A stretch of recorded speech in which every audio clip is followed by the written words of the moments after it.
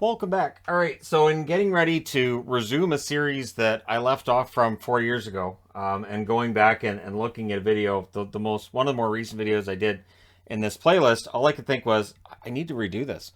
So that's one of the things about going back and looking at some of the older videos. I go, I need to redo it. So I redid the Eddie Livingstone one in part because of that today. This is a video on the 2018 Stanley Cup champion Washington Capitals. Now, I've profiled every Stanley Cup champion up until 2018, so starting today I'll go from 2018 and we'll go through the most recent Stanley Cup champion. But for Washington, this was really an incredible run for them. What's interesting is they finished that season 49, 26, and 7. They had 105 points, but they were coming off of back-to-back seasons with President's trophies. And everybody, including myself, picked them to win the 2017 Cup, and then Pittsburgh won it. And it felt like Washington had lost their chance. Now, Washington had a hard time rounding out their roster and staying under the salary cap going into the 2017-2018 season. So yeah, going into those playoffs, very little was expected from myself. There were some that still was taking them for the Stanley Cup, but I felt like, you know what?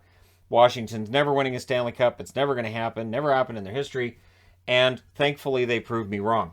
It was a fun run. What's interesting is that run almost stopped before it started. They were down 2-0 against the Columbus Blue Jackets. And then Game 3 goes into overtime. So in that Game 3, the overtime winner scored by Carlson, his only goal in the series, at 15:42 of Game 3 to make the series 2-1 for Columbus.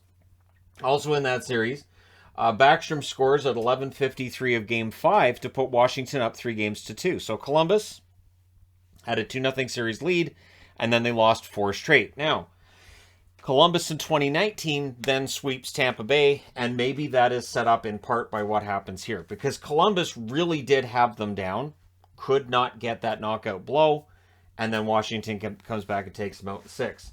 Carlson had a goal and 8 assists in that series. Holtby ends up being 4-1. 932 save percentage. Grubauer was 0-1 with an 837 save percentage. The interesting thing about that series, too, is that Grubauer was the starter going into that series. Grubauer had become the starter late in the season for the Washington Capitals and was pretty quickly usurped by Holtby, just as he had usurped Holtby during the regular season. So it was really interesting to see that take place as Braden Holtby was going to go on a fantastic run. In round 2, they played Pittsburgh. Now, Pittsburgh had been their nemesis forever. It just feels like if it's Pittsburgh and Washington, you got a really good chance Pittsburgh's winning that series. But that series felt different. It absolutely felt different. I even did a video on how it felt different at the time. And in the end, they won. They won in 6 against the Pittsburgh Penguins. And remarkably, that was the other overtime game they won in the playoffs. At 5:27 of Game 6, Kuznetsov scores and sends Washington off to play against not Pittsburgh. Sends them off to play against Tampa, having beaten Pittsburgh. And so it was a remarkable series win there. Again, 6 games. Ovechkin was the leading scorer in the series with 3 goals and 4 assists. Holtby went 4-2 in that series with a 921 save percentage. Holtby was good. Holtby was very good at points too.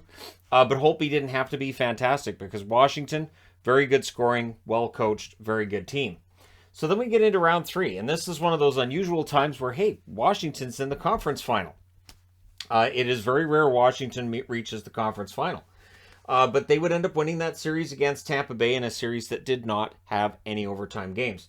7-game series altogether, so close series, but none of the games themselves went to overtime.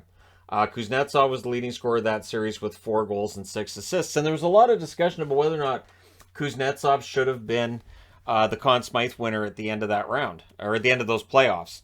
In the end, the Conn Smythe goes to Ovechkin, which I totally get, fine with, but I thought Kuznetsov had a fantastic conference final and then Stanley Cup. Now, in that series against Tampa, Holtby goes 4-3 with a 919 save percentage, and they move on to the finals. Now, in those finals, they run into the Vegas Golden Knights. Vegas, having gone on this incredible run, which most, myself included, figured was going to be done in the first round. They had a great run during the regular season, but now they're against this LA Kings team that's a veteran team. They've won a couple of Stanley Cups themselves. It's been great, but Vegas is going to lose. And then they don't. Vegas goes all the way to the final, played against Washington, and Washington made it look relatively easy. Now, it lends itself to that argument of, see, they just weren't good. It's just a fluke run. But in reality, they figured it out. A lot of cross-crease passes. Just, overextend that defense, overextend Fleury, get that puck in the net. They won that series in 5. Kuznetsov leads them in scoring again with a goal and 7 assists. So, in those final 12 games played, Kuznetsov ends up with 18 points. He had a goal and 7 assists in the final. Holtby's 4-1 with a .916 save percentage. So again, if you're looking at it from a Hasek standpoint, a .916 is not fantastic. But again, Holtby was good when he had to be. And Washington just had a game plan against Vegas that Vegas never really quite adjusted to. They don't get swept, but they do watch as the Stanley Cup is awarded in Vegas to the Washington Capitals. Because Washington didn't have home ice in that. One big difference between this Washington team that wins the Stanley Cup in previous seasons, they didn't gas themselves during the regular season. They weren't obsessed with winning every single regular season game as much as they could. They paced themselves, and in the playoffs, it showed that it worked. 6 games, 7 games. Pretty busy those first 3 rounds, and then they win that final in 5. Now, the leading scorer during the regular season for Washington, Ovechkin, 49 goals, 38 assists for 87 points, so close to 50 there. In the playoffs, he adds 15 goals, 12 assists for 27 points in 24 games. Kuznetsov, 27 goals, 56 assists for 83 points in 79 games. So Ovechkin played every game. Kuznetsov misses 3. In the playoffs, 24 games, 12 goals, 20 assists, 32 points. Remarkable run for Kuznetsov. Backstrom, 81 games, 21 goals, 50 assists, 71 points during the regular season. In the playoffs, in 20 games, 5 goals, 18 assists, 23 points. So he raises his game, and that's really the thing. The Washington Capitals, as opposed to previous seasons, raised their game in those playoffs. John Carlson, 82 games, 15 goals, 53 assists, 68 points. In the playoffs, he added 5 goals and 15 assists over 24 games. Oshie, 74 games played, 18 goals, 29 assists, 47 points. In the playoffs, his points per game goes up tremendously. In 24 games, 8 goals, 13 assists, 21 points. So they were glad to have him out of Washington for that run. Eller, 81 games, 18 goals, 20 assists, 38 points for him during the regular season. And again, ups his game in the playoffs. 24 games, 7 goals, 11 assists, 18 points. Eller can do a little bit of everything.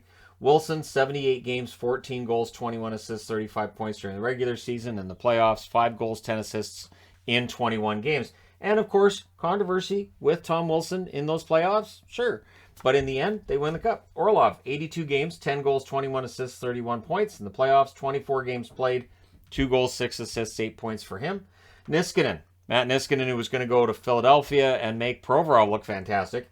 68 games, 7 goals, 22 assists, 29 points. In the playoffs, 24 games, 1 goal, 8 assists, 9 points. Connolly, 70 games, 15 goals, 12 assists, 27 points. In the playoffs, 24 games, 3 goals, 6 assists, 9 points. Just tremendous. And then depth. The depth this team had was fantastic. Burakovsky, Vrana, Smith-Pelly, Stevenson, Orpik, Beagle, Kempney. Good depth. Good depth on the blue line. Good depth up front. Smith-Pelly, who was added on, I think he was on a professional tryout before they signed him. So nobody had signed him. And he ends up having a couple of game winners along the way to a Stanley Cup. So he was very valuable to this Cup-winning team. And again, Vrana, not even listed here amongst the top 10 scorers. And he's a very good player. A lot of upside for him, as well as Burakovsky. And, of course, Chandler Stevenson now plays for Vegas and is one of their top 6 forwards. Then you got Braden Holtby right during the regular season, 34-16-4, 907 save percentage. Subpar regular season for Holtby that year. But then in the playoffs, 16-7 with a 922 save percentage. So, again, another player on the Capitals raising his game in the playoffs.